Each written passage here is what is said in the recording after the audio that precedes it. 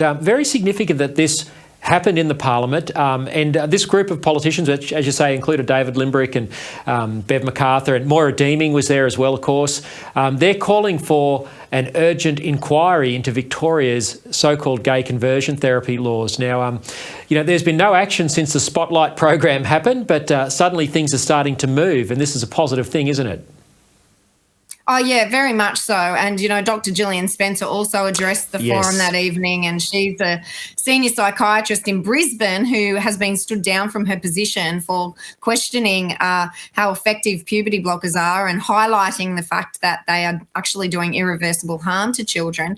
And, that's just as the Queensland sex self-ID laws came in. And we're seeing this around the country, Lyle. Many people, many voices have been calling for an inquiry into these gender clinic practices, and we are being ignored.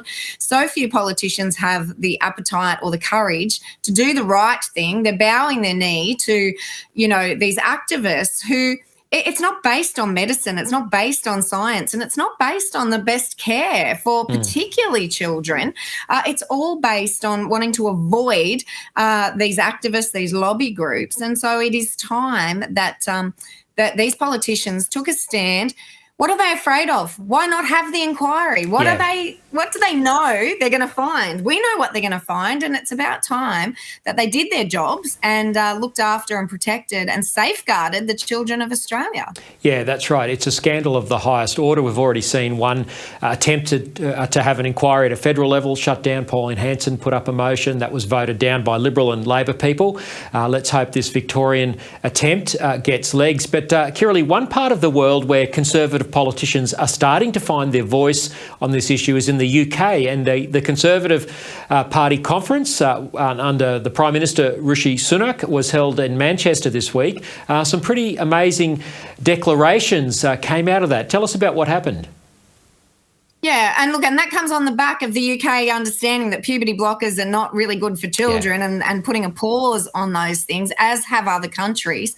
Australia's yet to follow. But at that conference, there were politicians that made the outrageous claims that women should have their own language to define who they are, and healthcare spaces. Like, it's so radical, isn't it, to think that females deserve female-specific healthcare, that we don't need to be called birthing parents. We are mothers, that we have a cervix, we have a uterus, and that is unique to females, and that women should have those designated places in hospitals and the language in healthcare to describe accurately and scientifically our health issues. And I mean, it's been met, of course, by the media as, bigoted and transphobic and all the rest of it.